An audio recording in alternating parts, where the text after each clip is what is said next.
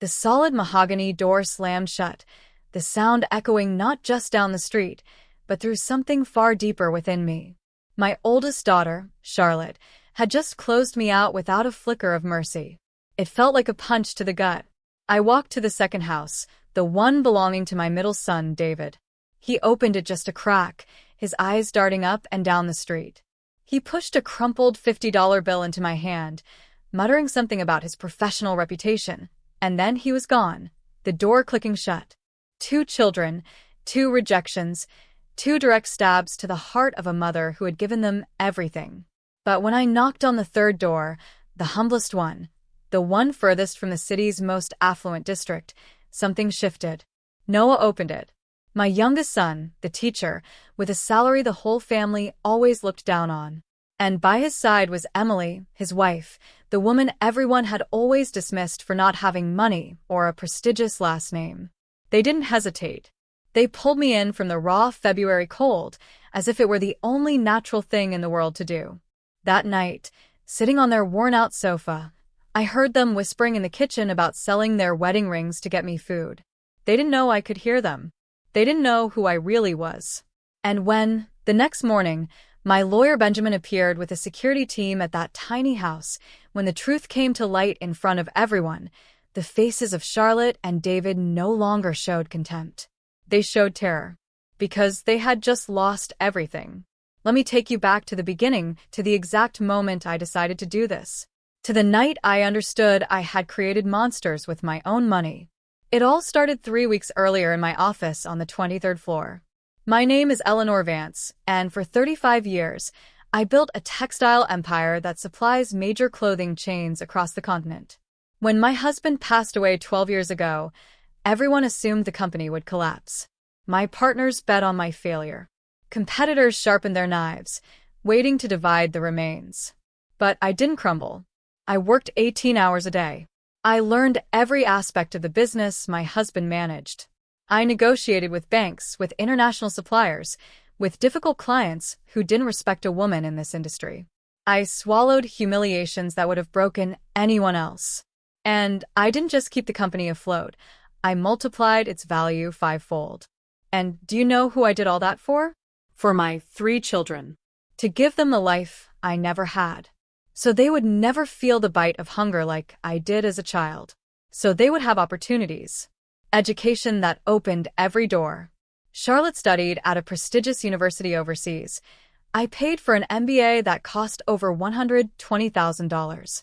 David got his medical degree at a renowned private medical school. I invested $200,000 in his education. Noah, my youngest son, was the only one who chose a state college. He wanted to be a teacher. The other 2 mocked him for years for that decision.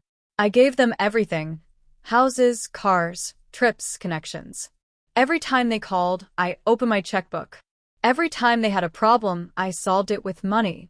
I became a walking ATM for my own children. But that night in January, sitting in my empty office, staring at the financial statements of the allowances I had given them over all these years, something inside me just snapped. I had just received 3 calls, all on the same day. Charlotte wanted $100,000 to remodel her kitchen. David needed $70,000 to invest in some business with a friend. And Noah, my Noah, only called to ask how my health was. That difference hit me like a hammer. 2 children who only called when they needed money. One who called just to check on me. It was in that moment that I made a decision. I would conduct a test. The ultimate test. I would disappear. I would pretend to be bankrupt, out on the street with nothing, and I would knock on their doors, asking for shelter. I wanted to see who would open, who would feel shame, who would remember that I am their mother before I was their source of funds. I asked Benjamin, my trusted lawyer, to keep the secret. He tried to dissuade me. He said it was too hard, too risky for a 61-year-old woman. But I had already decided. I needed to know the truth. I needed to see their naked hearts, stripped of the disguise that money allowed them to wear. I put my jewelry in the safe. I put on old clothes I found in a thrift store, a worn gray coat that smelled of mothballs, stained pants, shoes with peeling soles. I dirted my hands with earth. I left my hair unwashed for 3 days. I tied my meager belongings in a torn plastic bag. I looked in the mirror and didn't recognize the woman staring back at me. I looked like someone invisible. I looked exactly like what I needed to look like for this test to work. The plan was simple, but brutal. I would walk to their houses. I would knock on their doors. I would tell them I had lost everything, that I needed a place to sleep. Just that. Nothing more. And I would observe. I would observe their reactions, their words, their gestures. The truth always comes to the surface when people don't have time to rehearse their lies. Benjamin got me a burner phone. He told me to call him if anything went wrong, that I would have a car waiting 2 blocks away at all times, that the security team would be watching from a distance. But I wasn't going to call. This had to be real. It had to hurt. It had to be authentic, because only in true pain is the true character of people revealed. The first night I left my penthouse, I left behind the warmth, the silk sheets, the panoramic view of the illuminated city. I went down 23 floors and stepped out onto the street. The February cold welcomed me like a slap. There was no turning back. I walked for hours. My feet filled with blisters. The plastic bag tore, and I had to carry my things in my arms. People dodged me on the sidewalks. Some looked at me with pity, others with contempt. Most simply ignored me, as if I were part of the street furniture. I spent the night at the bus station. The smell of urine and desperation stuck to my clothes. An older woman shared a piece of hard bread with me. She told me she had been on the street for 5 years, that her children had forgotten her. While she spoke, I thought, will that be me in a few years if I don't do something now? By the 3rd day, I was ready. Dirty, hungry, frozen to the bone, but ready. I knew exactly what I was going to do. I would go first to Charlotte's house, then to David's, and finally to the small house of Noah and Emily. I didn't know what I would find, but I was about to discover it. He kept his distance, as if my poverty were contagious. "What happened?" he repeated. "Where have you been? Why didn't you call?" I told him the same story. Bankruptcy, losses, street, need for temporary shelter. David listened to me with his arms crossed. I saw his brain working. I saw the calculations forming behind his eyes. He wasn't thinking about how to help me. He was thinking about how to get rid of me in the fastest and least problematic way possible. When I finished speaking, he sighed a long, tired sigh, as if I were a difficult patient in his office and not his mother. "Mom, I have a reputation to maintain. I'm a cardiovascular surgeon. My patients are important people, politicians, businessmen. If anyone finds out that my mother is living on the street, that affects my practice, you understand, right?" "No," I told him with total honesty. "I don't understand." David took out his wallet. The leather was Italian. I recognized it because I had given it to him for his birthday 2 years ago. It cost $800. He took out some bills, $50 in total. He held it out to me, but without getting close, as if he were afraid to touch me. "Take this," he said. "Go to a cheap hotel. Rest. Take a shower. When you're presentable, we can talk about how to solve your situation. But you can't stay here. I have surgeries tomorrow morning. I need concentration. I can't have this distraction." Distraction. His homeless mother was a distraction. I didn't take the money. I stood there, staring him straight in the eyes, looking for some trace of the boy who used to run to my arms when I came home from work. The boy who told me that when he grew up, he would buy me a big house, so I would never have to work so hard. That boy had died at some point, and I hadn't even noticed the funeral. "David," I said with a broken voice, "I spent entire nights studying with you for your medical exams. I brought you coffee at 3 in the morning when you stayed up reviewing. When you couldn't pay for textbooks that cost $500 each, I sold my jewelry to buy them for you. And now you offer me $50 and call me a distraction." He clenched his jaw. The bills were still extended between us, like a physical barrier. "Mom, it's not personal," he said, with that clinical voice he probably used to give bad news to his patients' families. "It's just that right now I'm not in a position to help you the way you need. I have my family to support, my own expenses. I can't simply carry another person." Another person. That was me to him. Another person. Not his mother. Not the woman who sacrificed her own dreams to finance his. Just another person who needed something from him and inconvenienced him. I took the $50, not because I needed them, but because I wanted to see if even that pathetic gesture would cause him any kind of emotion. Nothing. His face remained neutral, professional, distant, as if he had just completed an unpleasant but necessary business transaction. "Now I need you to leave," he said, pointing to the door. "Seriously, Mom, I have to wake up early. I can't be dealing with this right now. When you stabilize, call me, and we'll see what we can do. But you have to understand that I also have my limits." He put his hand on my shoulder, not with affection, but with firmness. He was guiding me toward the exit. He was literally pushing me out of his life.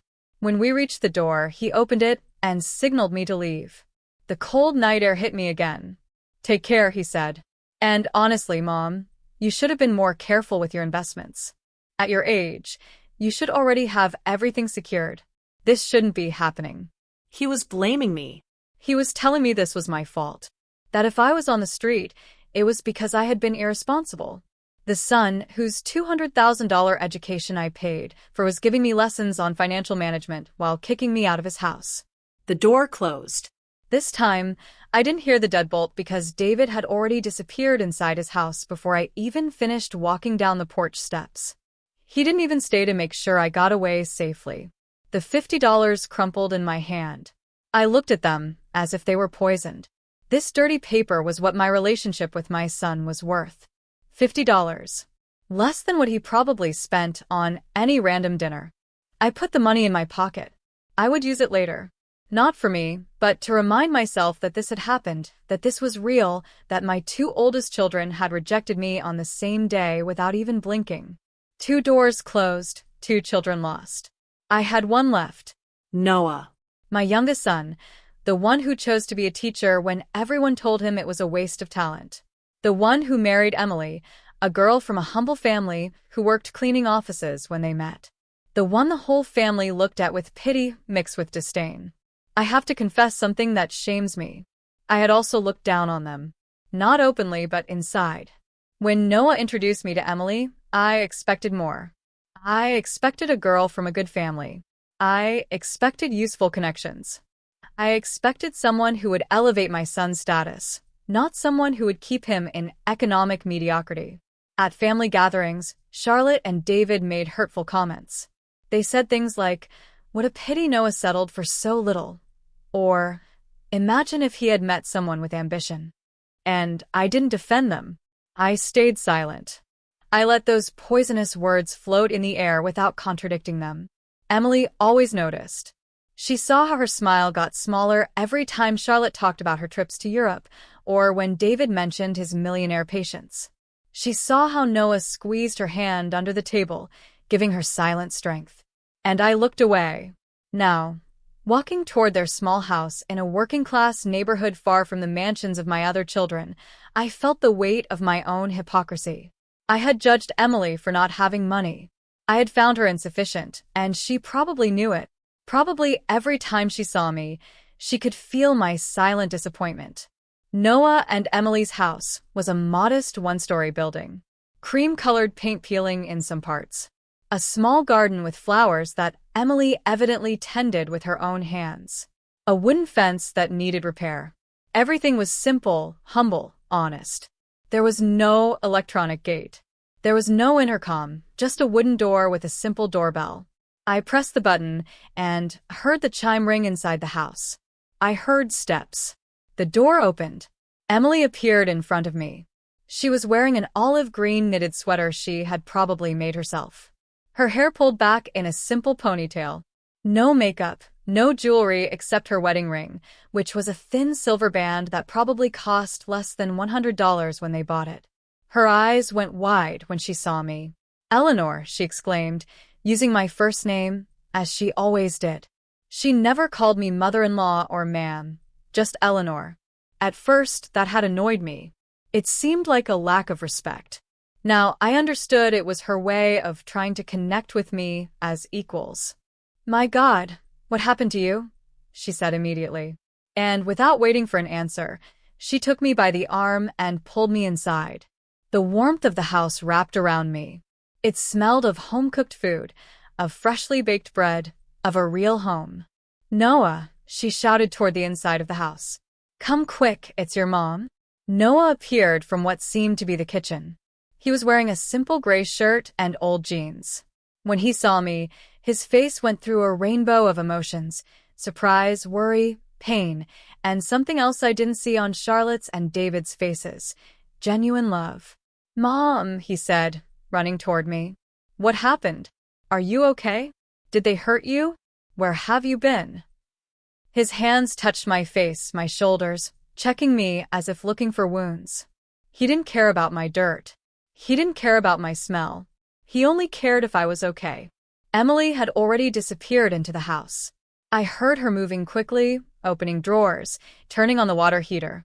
Noah guided me to the sofa, an old piece of brown fabric furniture that had a patch sewn on one of the arms.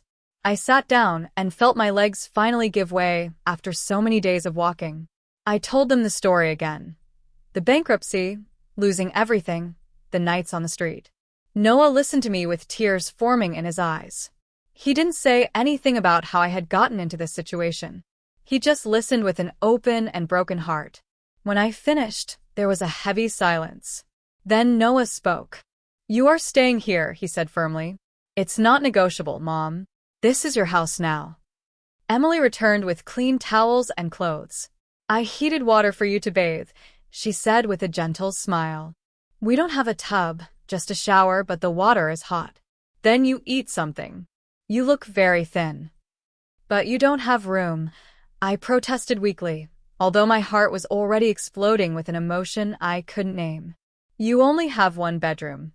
We'll sleep in the living room," Noah said without hesitation. "You take the bed. We are not going to discuss this." "No," I insisted. "I can sleep in the living room. You need your privacy." Emily knelt in front of me. Her brown eyes looked at me with a warmth I didn't deserve. "Eleanor," she said softly, "you are Noah's mom. You are family.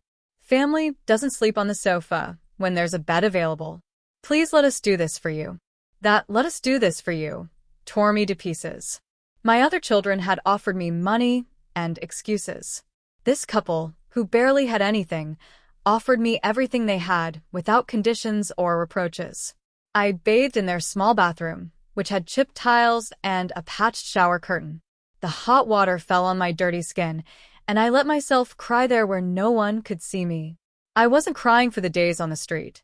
I was crying for the years I had wasted valuing the wrong things. I cried because my two oldest children, to whom I gave castles, closed their doors on me, and my youngest son, who lived in this humble house, opened his wide for me. When I came out of the bathroom, Emily had put clean clothes on the bed. They were hers. Soft gray sweatpants and a light brown sweatshirt. They were a little big on me because Emily was taller than I was, but they were clean and smelled of cheap fabric softener and genuine care. At the small dining table, which barely fit in the space between the living room and the kitchen, a plate of food awaited me. Homemade vegetable soup, toast, a glass of orange juice. Nothing elaborate, nothing expensive, but prepared with love and served with dignity. Noah and Emily sat with me. They didn't look at me with pity while I ate. They talked about normal things about Noah's students, about how one of them had finally learned to read after months of effort. Emily talked about the flowers in the garden, which were starting to sprout despite the cold.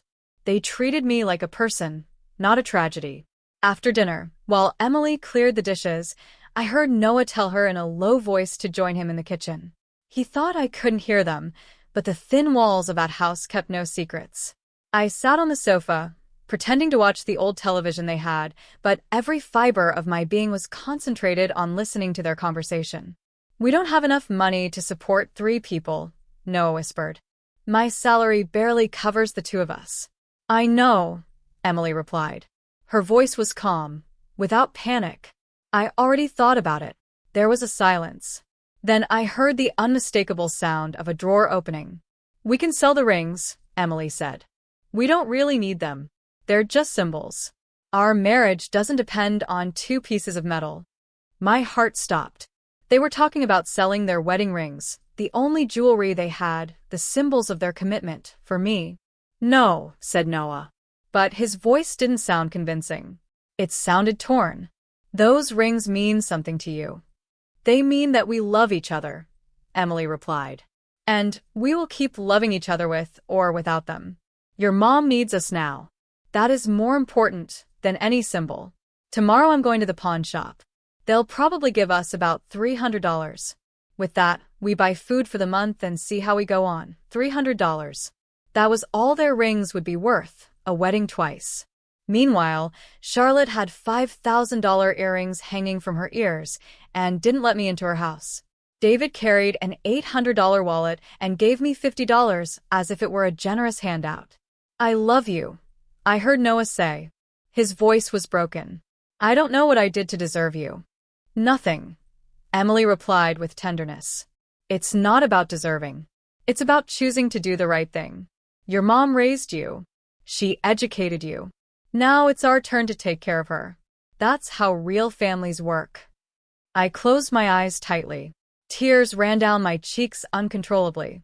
This woman I had looked at with disdain. This woman who cleaned offices to help with expenses because Noah's teacher's salary wasn't enough. This woman I considered insufficient for my son. She was the only person in the world who understood the true meaning of family. They returned to the living room. I quickly wiped my tears and pretended to be focused on the news. Emily brought me a hand-knitted mustard-colored blanket. It's my grandmother's, she said as she put it over my legs. It always kept me warm. I hope it does for you, too. That night, despite my protests, they took me to the bedroom. It was a small room with a double bed, an old closet, and a dresser with peeling paint. The sheets were simple white cotton, washed so many times they were soft as silk. On the nightstand, there was a wedding photo of them. Noah in a suit that was clearly borrowed. Emily in a simple white dress she probably bought at some discount store. Both smiled with a happiness so pure it hurt to look at it. Please rest, Noah said, kissing my forehead like he used to do when he was a child. Tomorrow we'll figure out what to do. But tonight, just sleep peacefully. You're safe here. They left, closing the door behind them. I was left alone in that room that smelled of cheap lavender and hope. I lay in that bed that was the only luxury this couple possessed and that they were giving to me without reservation. I couldn't sleep. Every time I closed my eyes, I saw Charlotte's face, slamming the door on me. I saw David handing me $50 as if I were just any beggar. And then I saw Emily kneeling in front of me, calling me family with eyes full of genuine compassion. Around midnight, I heard movement in the living room. I got up silently and cracked the door just a few inches. I saw Noah and Emily settling on the small sofa. They didn't fit well. Noah was practically hanging off one end. Emily snuggled against him, trying not to fall. Sorry, whispered Noah. I know this is uncomfortable. I'm fine, replied Emily. Just think about your mom sleeping warm and safe. That is worth any discomfort. They remained silent for a moment. Then Noah spoke again. I'm sorry. I can't give you more. I'm sorry you live like this. You deserve a big house, nice things, an easier life. Emily's answer destroyed me. Noah, I have exactly what I want. I have you. We have health. We have jobs. We have a roof. And now we can help someone who needs us. That isn't little. That is everything. Those 3 words contained more wisdom than all the university degrees I had paid for. This woman, with her simple clothes and modest house, understood something my rich children had forgotten or never learned, that real wealth is not measured in dollars, but in the capacity to give when you have nothing. I went back to bed, and this time I did cry. I cried hard, drowning the sound in the pillow so they wouldn't hear me. I cried for the years I spent building an empire for children who valued nothing except money. I cried for having judged Emily so poorly. I cried for almost having lost the opportunity to know the true heart of my youngest son.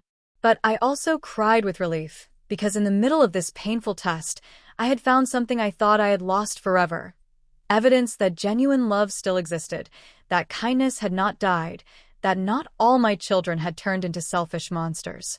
The next morning, I woke up to the smell of cheap coffee and toast. I got up and found Emily in the kitchen making breakfast. She was wearing the same sweater as the day before. It was probably the only one she had for winter. Her hair was styled in the same simple ponytail, unpretentious, without masks. "Good morning," she said, smiling when she saw me. "I hope you slept well. There's coffee if you want." She poured me a cup of the cheapest coffee that probably existed on the market, and it tasted like glory. We sat together at the small table. Noah had already left for school. He had to arrive early to prepare his classroom. Emily looked at me over her cup. There was something in her eyes, a quiet determination. "Eleanor," she said slowly, "know that as long as you need to be here, this is your house. It doesn't matter how long it is, a month, a year, whatever.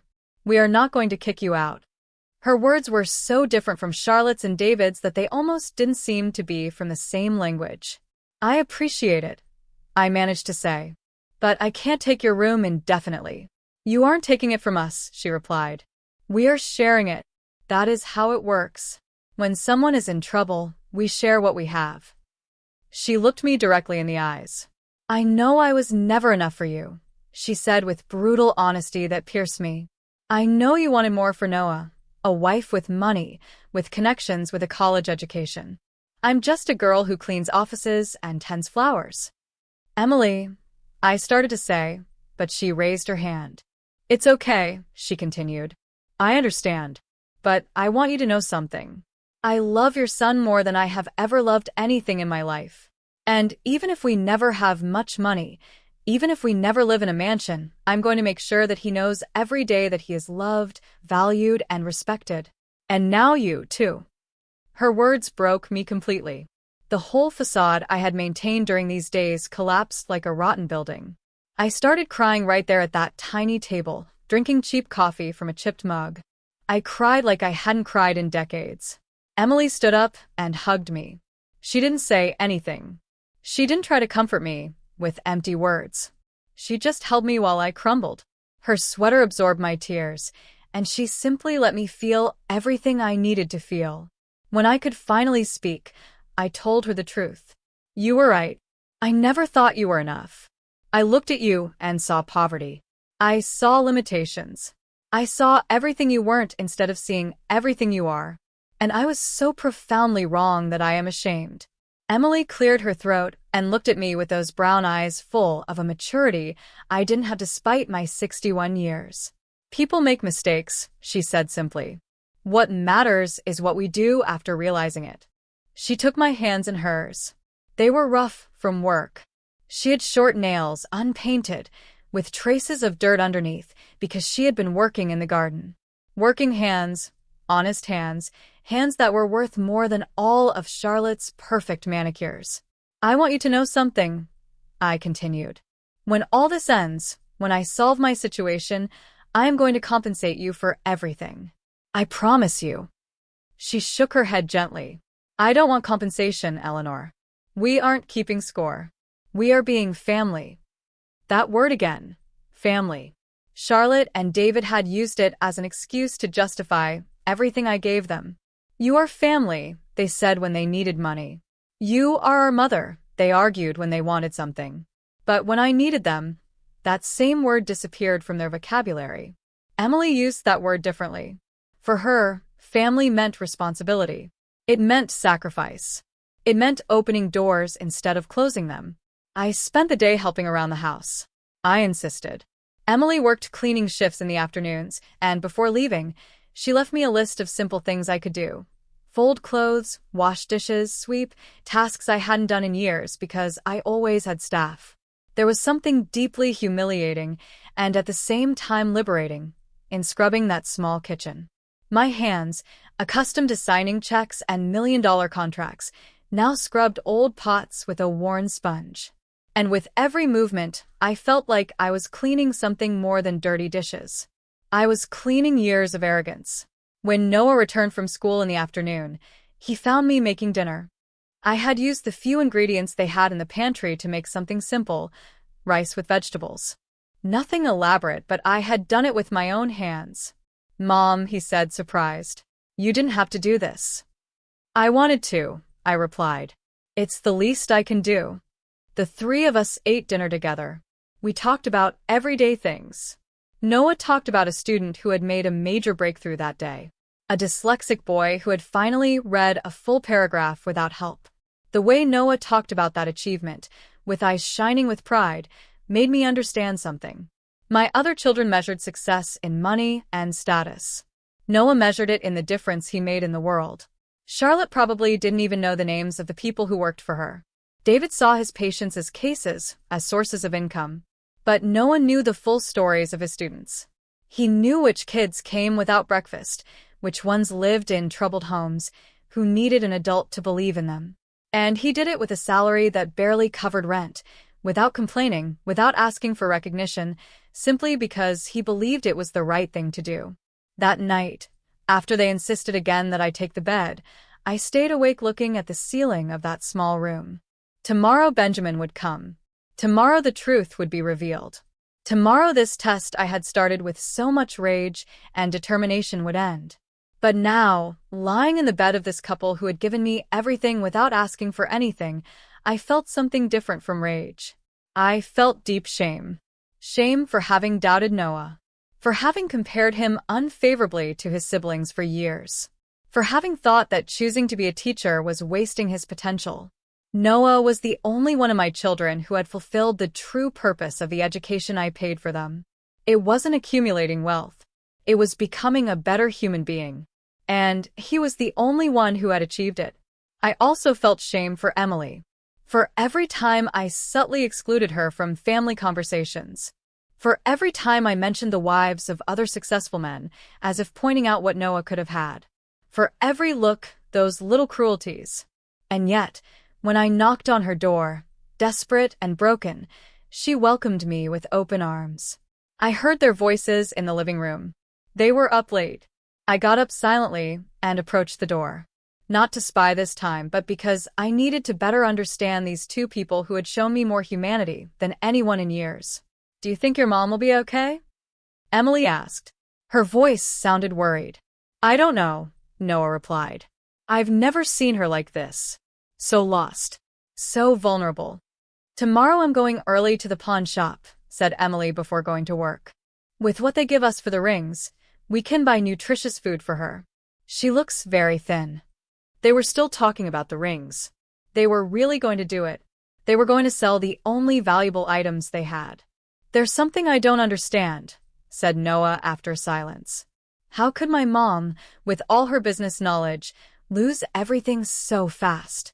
She was brilliant. Careful. It makes no sense." Emily took a moment to respond.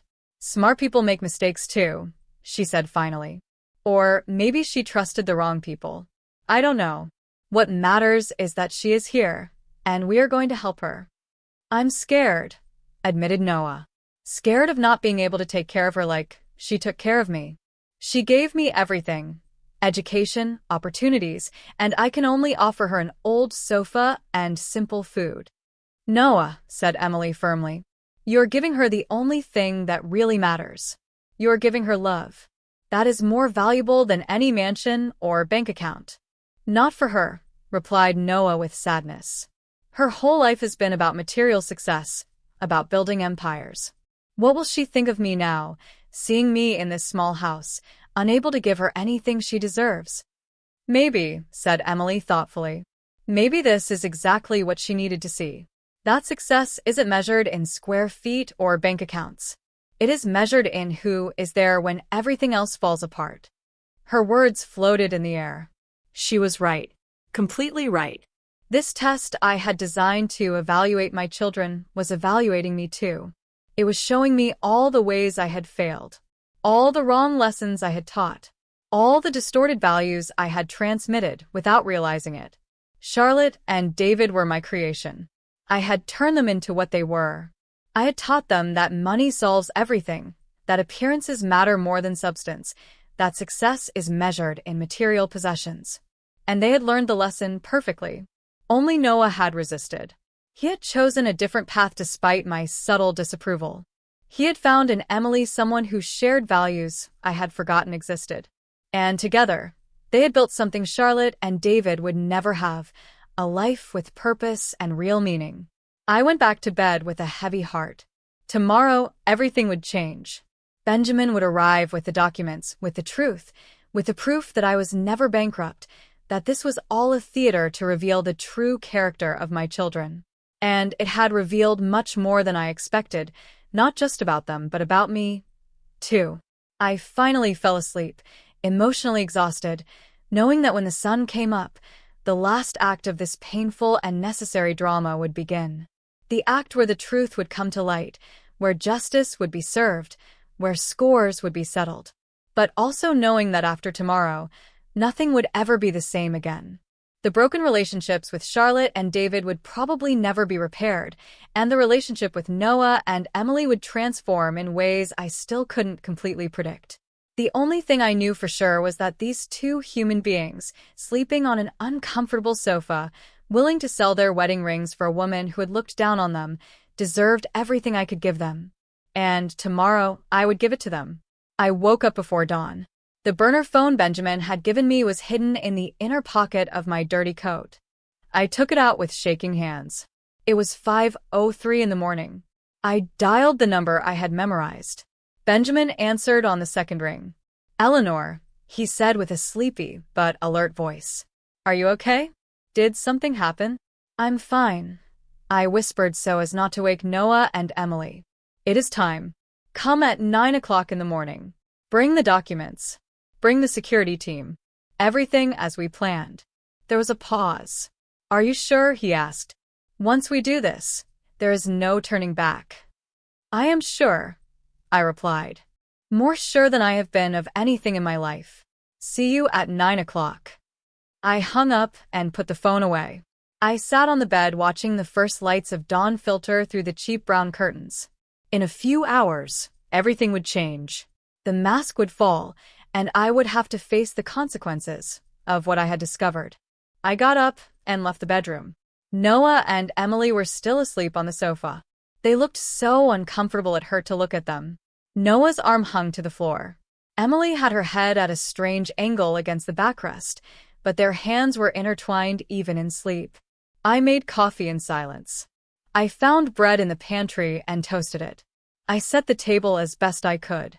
Small acts of service that were all I could offer them in this last moment before the truth exploded.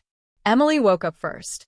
She saw me in the kitchen and smiled with that tired but genuine smile.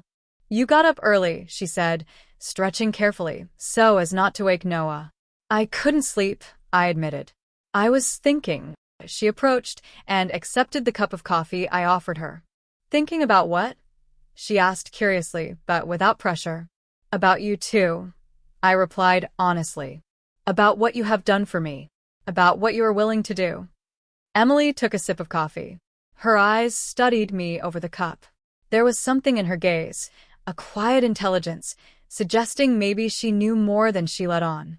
"Eleanor," she said slowly, "can I ask you something?" "Sure," I replied, although my heart started beating faster. "You don't have to answer if you don't want to," she continued. "But something doesn't add up. A woman like you, with your experience, with your intelligence, how did you lose everything so fast? And why did you come walking to our houses instead of asking for help some other way?" I froze. Emily was looking at me with an expression that wasn't accusatory, but was curious. She waited for me to say something, to explain the inconsistencies her sharp mind had detected. Before I could answer, Noah woke up with a groan. His back clearly hurt from the night on the sofa. "Good morning," he said, rubbing his neck. "What time is it?" "Almost 7, replied Emily. But her eyes didn't leave mine. We were talking. Noah got up and approached us. He noticed the tension in the air. "Is something wrong?" he asked, looking between the two of us. Emily softened her expression. "No, nothing, just talking." But I knew she knew, or at least suspected. This woman everyone underestimated, who cleaned offices and tended flowers, had a perception my children, educated in expensive universities, never developed. "I need to tell you something," I started, but the words got stuck in my throat. Noah put a hand on my shoulder. "Whatever it is, Mom, we are here." Emily spoke again. Before you say anything, I want you to know it doesn't matter. It doesn't matter what secret you are keeping. It doesn't matter what test you have put us through. We still opened the door for you. We still offered you our bed, and we would do it again. I stared at her with my mouth open. You knew. I managed to say finally. I suspected, she corrected. Since you arrived, your way of speaking, your posture, the small details that didn't fit. But I decided it didn't matter, because even if this was a test, the right answer remained the same. To receive you, to care for you, to love you. Noah looked between us, confused. What are you talking about? Emily looked at him with tenderness. Your mom isn't bankrupt, love. Or, at least I don't think she is. I think this was a test to see how we would react. Noah turned to me with eyes wide open. Is it true? He asked. Tears ran down my face. Yes, I whispered. It is true. I'm sorry. I'm so sorry. I expected to see rage. I expected yelling. I expected them to kick me out of the house with righteous indignation. But Noah simply hugged me. He hugged me tight while I cried against his chest. Why? He asked finally. Why did you do this? Because I needed to know, I replied between sobs. I needed to know who loved me for being their mother and who only saw me as a source of money. And I discovered things that broke my heart. I told them everything, about Charlotte closing the door on me out of fear of what the neighbors at the club would say, about David giving me $50 and pushing me out, about how only they two had received me without conditions. When I finished, Emily said something I will never forget. Then the test worked. You asked that we would do the right thing even when no one was watching.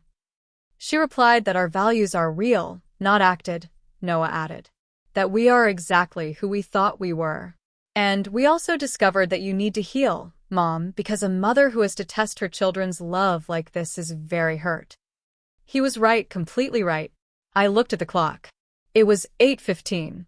In 45 minutes, Benjamin would arrive with everything, with the documents proving my wealth, with the security team, with the evidence that would change everything. There's something else, I told them. At 9, my lawyer is coming with documents. He's going to reveal who I really am, and there will be consequences for Charlotte and David. What kind of consequences? Asked Noah. I'm going to rewrite my will, I replied. They closed their doors on me. I'm going to close mine. You will inherit everything. Noah stepped back as if slapped. You can't do that, Mom. They're your children too. Children who rejected me when I needed them most, I replied with a firm voice. Children who valued their reputation and comfort more than my well-being. While you and Emily were willing to sell your wedding rings for me. Emily intervened. Eleanor, I understand your pain. I understand your rage. But disinheriting your children won't heal what is broken. It will only create more resentment, more division. It's not about revenge, I argued, although deep down, I knew there was some revenge in my decision. It's about consequences. It's about teaching them that actions have results, that they can't treat people like trash and expect to keep receiving rewards. Noah sat on the sofa, with his head in his hands. This is too much, he muttered. I don't want your money, Mom. I never wanted it. I chose to be a teacher precisely because I wanted something more meaningful than accumulating wealth. I know, I said, sitting next to him. And that is why you deserve to have it, because you don't seek it. Because you understand that money is a tool, not a goal. Emily knelt in front of us. Her eyes went from Noah to me. Can I suggest something? She asked carefully. Please, I replied. I need to hear a sane voice in the middle of all this. Don't do anything permanent today, she said. Let Benjamin come. Let the truth be revealed. But don't rewrite the will immediately. Give yourself time.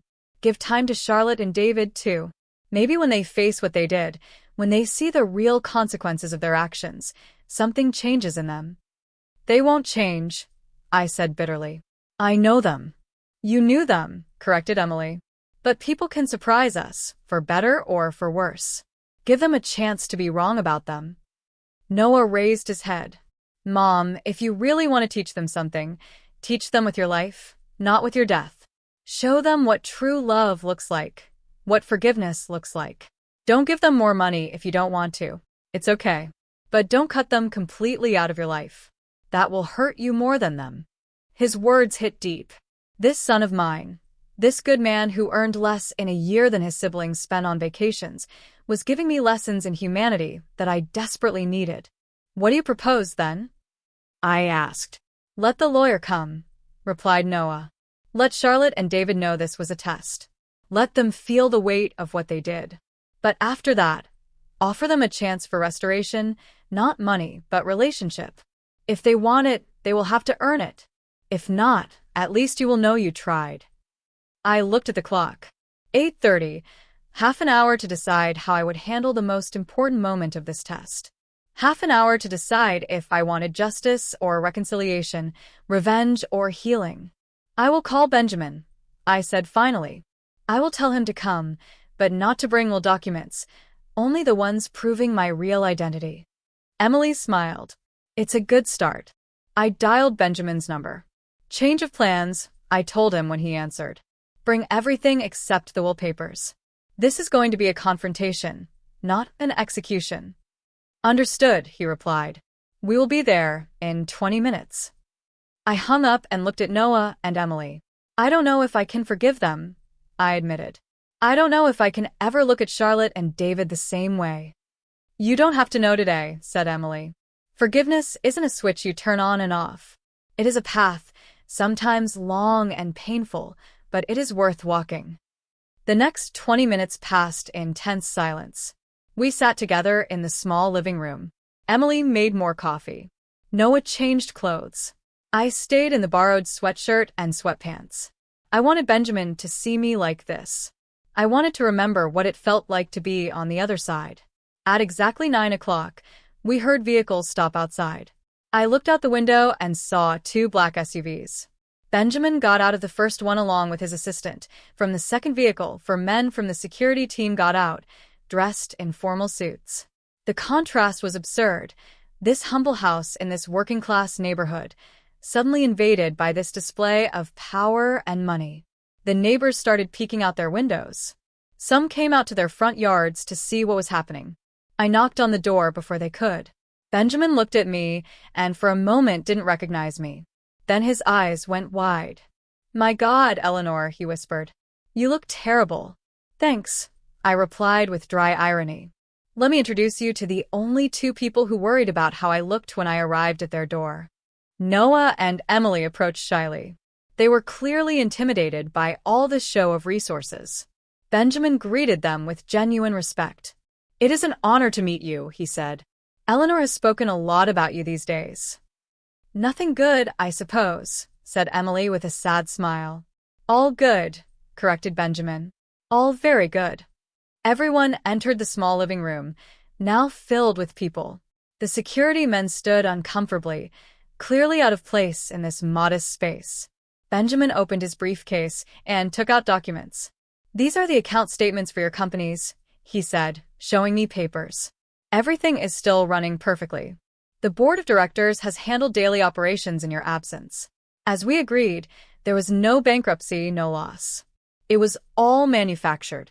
Noah looked at the numbers on the documents. His eyes grew wider and wider. Mom, he whispered, these numbers are real. Completely real, Benjamin confirmed. Your mother is one of the richest women in the country, and she pretended to be bankrupt to test her children. Emily put her hand to her mouth.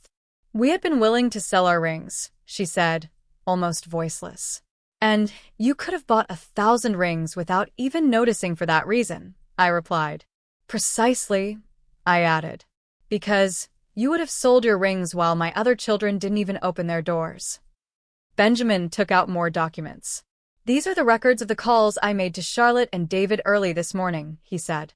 I informed them that there is new information about your situation and to present themselves here at 10 o'clock in the morning. Both confirmed they would come. I looked at the clock.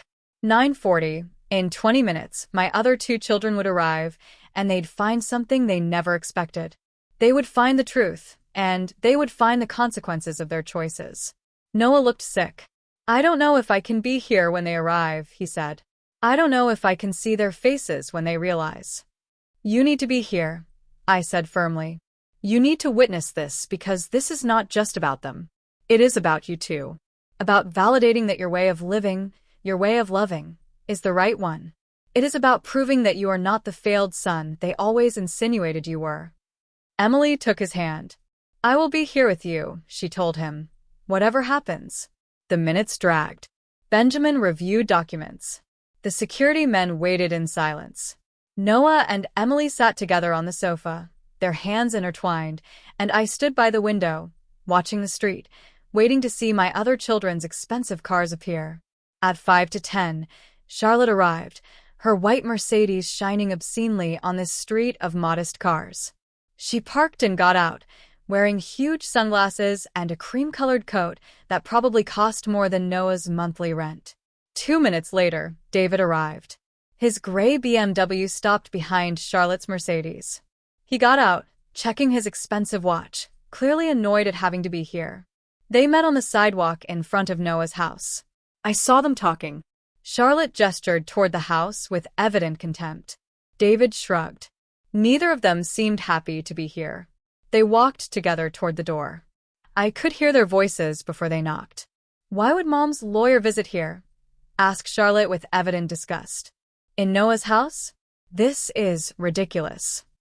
I have no idea, replied David. But let's do this fast. I have a surgery at 1. They knocked on the door. Noah looked at me, with panic in his eyes. I nodded. He took a deep breath and opened it.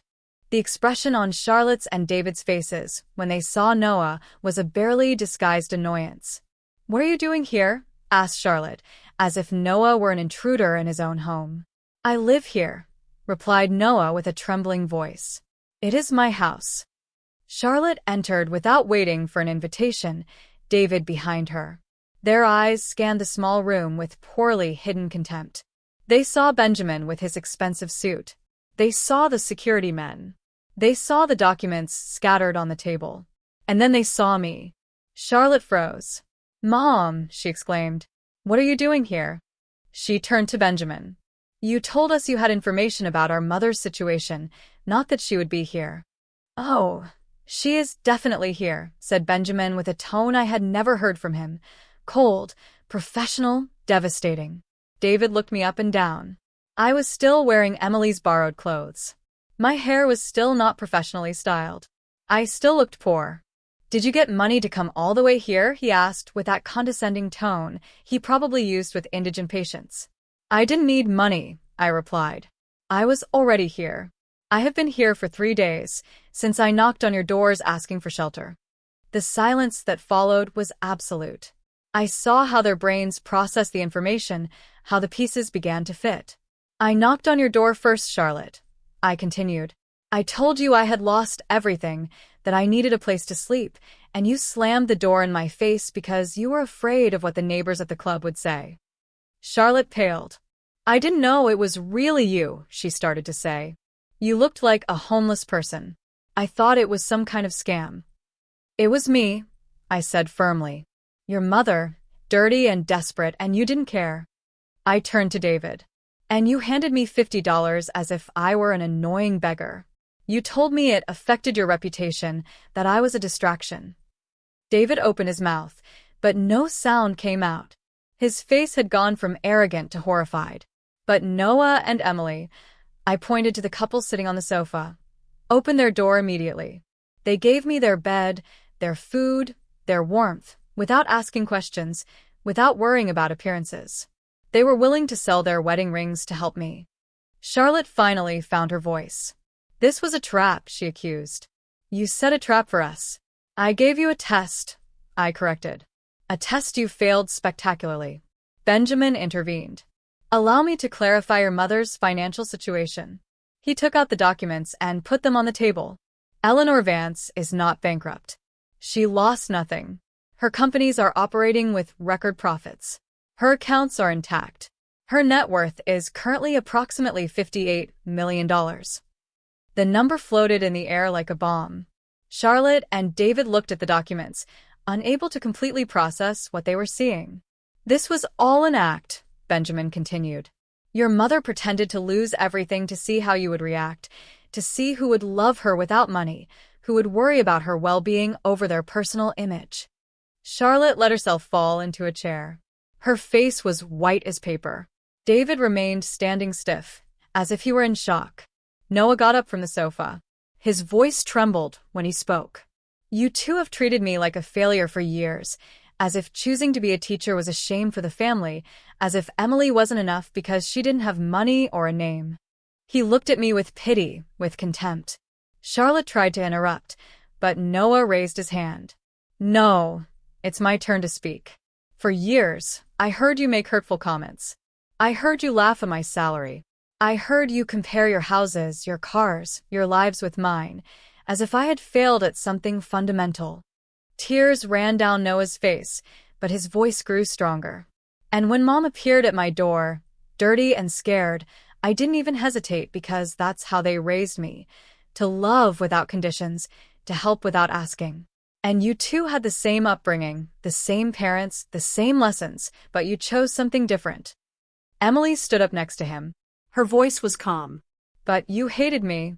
I know you did, because I wasn't good enough for your brother, because I cleaned offices and didn't have a college education. But when your mother needed help, when you rejected her, we welcomed her, and we would do it again." Charlotte finally reacted. She began to cry. Not silent tears, but loud and dramatic sobs. "I'm sorry," she screamed. "I didn't know. I thought she was a stranger. If I had known it was really you, Mom." "That is precisely the point," I said with a hard voice. "I had to be a stranger for you to treat me like that. But I am still your mother.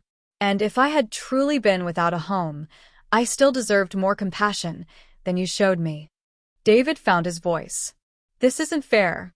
You put us in an impossible position. You tricked us." "I put you in a position of choice," I corrected. "A choice Noah passed without even thinking. You failed. Not because you didn't know it was me. You failed because your values are rotten to the core." Benjamin cleared his throat. "Eleanor had asked me to bring documents to modify her will, to completely disinherit Charlotte and David and leave everything to Noah and Emily." Charlotte stopped crying instantly.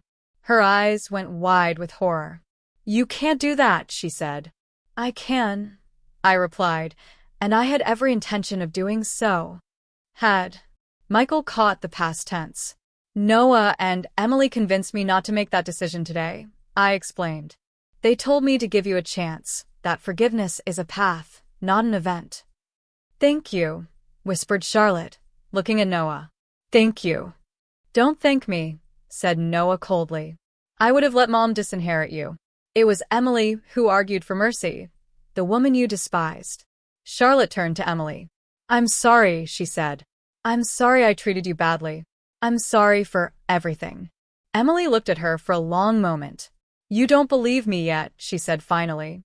"You are scared of losing your inheritance. But when that fear passes, when you are back in your mansion and your comfortable life, you will despise me again, because you haven't changed. You're just scared." Emily's words were like precision knives. Charlotte opened her mouth to protest, but stopped because she knew it was true. I turned to my 3 children. "This is what is going to happen," I said, looking at everyone. "I am not going to change my will today, but I am also not going to continue being your personal bank. Allowances are over. Financial bailouts are over. If you want my money when I die, you will have to earn a real relationship with me first." "What does that mean?" asked David. "It means family therapy," replied Benjamin. "It means real work on your relationships. It means demonstrating for years, not days or weeks, that you have genuinely changed. And if you don't do it," I continued, "the will gets rewritten, and everything goes to Noah and Emily." Charlotte and David looked at each other. I could see the calculations forming in their minds. They were evaluating if the effort was worth it, if faking change for years was an investment that yielded enough return. And that broke my heart again, because even now, even after everything, they kept thinking in transactional terms. "There's something else I need to say," I continued. "And this is the most important thing. Noah, Emily, come closer, please." They stood up and walked toward me. I took their hands in mine. "You two showed me something I had forgotten existed. You showed me genuine love, real sacrifice, values that are not bought or sold. And although I am not going to rewrite my will today, I am going to do something right now. I looked at Benjamin. The package we prepared, I said. Bring it. Benjamin smiled and took a thick envelope out of his briefcase. He handed it to Noah. Open it, I told him. With trembling hands, Noah opened the envelope. Inside were legal documents and a checkbook. He read aloud. Property deed. His eyes went wide. Mom, what is this? It is the deed to a house, I explained. A real house. With 3 bedrooms, 2 bathrooms, a big garden for Emily to plant all the flowers she wants, in a safe neighborhood near the school where you work. I bought it 2 days ago, when I knew what you were going to do for me. Noah looked at the document without believing what he saw. We can't accept this, he said. It is too much. It is not a gift, I clarified. It is recognition. It is my way of saying I saw what you did, that I value your character more than I ever valued your siblings' university degrees. Emily cried silently. Eleanor, she whispered. We didn't have to pass any test. We didn't expect anything in return. I know, I said, hugging her. That is why you deserve it. Because you didn't expect it. Because you would have done it anyway. Charlotte stood up abruptly. This is unfair, she screamed. We are your children too. Why do they receive a house now, and we get nothing? I turned to her with icy calm. Because you already have houses. Houses I helped pay for. You have received from me for decades. Money, opportunities, connections, everything you asked for. No one never asked for anything. He worked. He fought. He built a dignified life with his own hands. And when I needed him, he was there. David intervened. Then this is punishment. You are punishing us for a mistake. It wasn't a mistake, I said with a hard voice. It was a revelation. A mistake is something you do unintentionally. You consciously chose to close your doors on me. You chose your comfort over my well-being. Those were decisions, not mistakes. But we regret it, insisted Charlotte.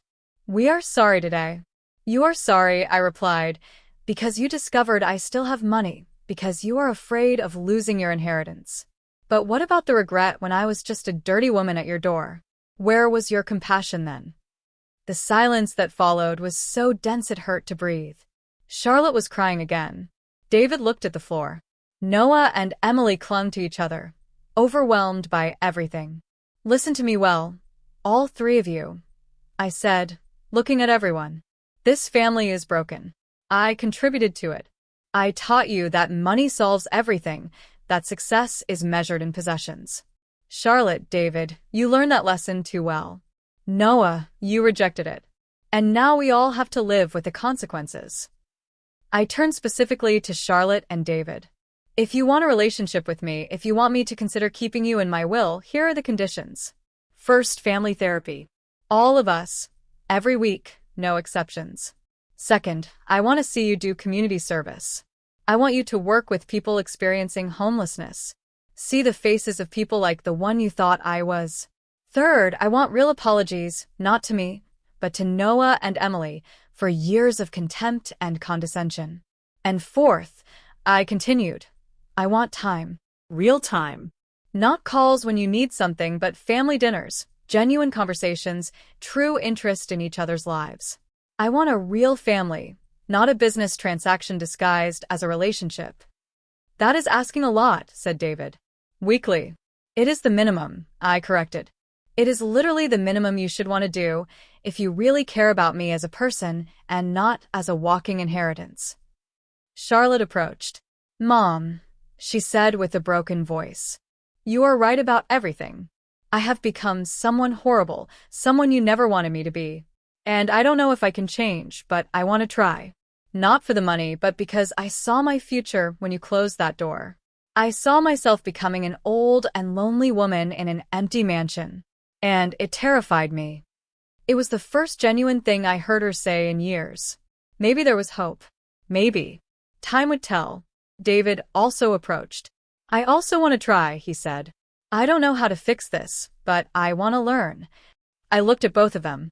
The skepticism must have been evident on my face, because Charlotte added, "I know you don't believe us, and it's okay. We haven't earned your trust, but give us the chance to rebuild it, please." I looked at Noah. He was the one who had suffered their disdain the most. "What do you think?" I asked him. Noah took a deep breath. "If they really try, if they really change, then yes, give them the chance. But if this is just an act, if they go back to their old patterns once the shock passes, then Mom must fulfill her threat." Emily nodded in agreement. "Everyone deserves a second chance," she said. "But third chances have to be earned." It was settled. Those were the rules. Benjamin wrote it all down. He would make a formal document establishing the conditions for Charlotte and David to remain in my will. If they failed any of the requirements during the next 3 years, they would be automatically removed. "There is one more thing," I said, looking at Noah and Emily.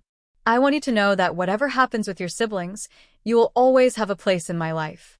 You saved me, not from the street because I was never really there, but from becoming someone so bitter and cynical that I would have lost faith in humanity." Emily hugged me. "You saved us too," she whispered. "You showed us that doing the right thing matters, that our values have meaning." We passed the next hour fixing details.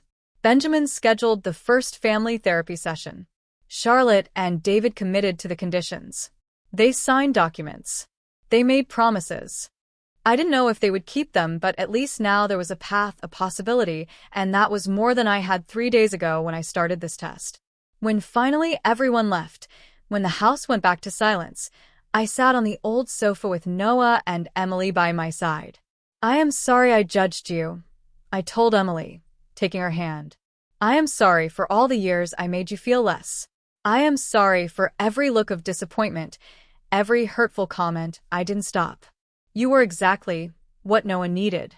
You were exactly what this family needed, and I was too blind to see it." Emily squeezed my hand. "Forgiveness is not begged for, Eleanor. It is offered. And I forgive you, because I understand you were afraid for your son. You wanted the best for him. Only your definition of best was wrong. My definition of everything was wrong," I admitted. "I built an empire but almost lost the only thing that truly matters: family, genuine connection, love without conditions." Noah put his arm around my shoulders. "You didn't lose it, Mom. We are still here, and now you know who we really are. That is a gift." He was right. This horrible and necessary test had given me clarity. Painful, yes, but also clarity. I knew exactly where I stood with each of my children. I knew who loved me with or without money. I knew who would sacrifice something real for me. And I also knew something else. I knew the money I had spent my life accumulating was just a tool. Nothing more. It didn't buy love. It didn't buy loyalty. It didn't buy the things that truly mattered. What mattered was sitting next to me on an old sofa in a small house. It was a teacher with a modest salary and his hardworking wife. It was people who valued flowers in the garden more than diamonds in the ears. It was real family. Standing at the door of that modest house 3 days ago, dirty and rejected by 2 of my children, I thought I had hit rock bottom. But I was wrong. I had found something more valuable than all the money in my bank accounts. I had found the way back to what really matters. And although the path forward with Charlotte and David was uncertain, at least now I knew the truth. And the truth, however painful it might be, was better than the comfortable illusion I had been living in. Money buys many things, I thought while looking around that small and humble living room. But it doesn't buy the doors that open when you need them most. It doesn't buy the hands that hold you when you fall. It doesn't buy the love that welcomes you without questions. Those things only come from the heart. And the only hearts big enough to give me that were here in this house, in this moment. And that was worth more than $58 million. How do you think those 2 will fare on their new path?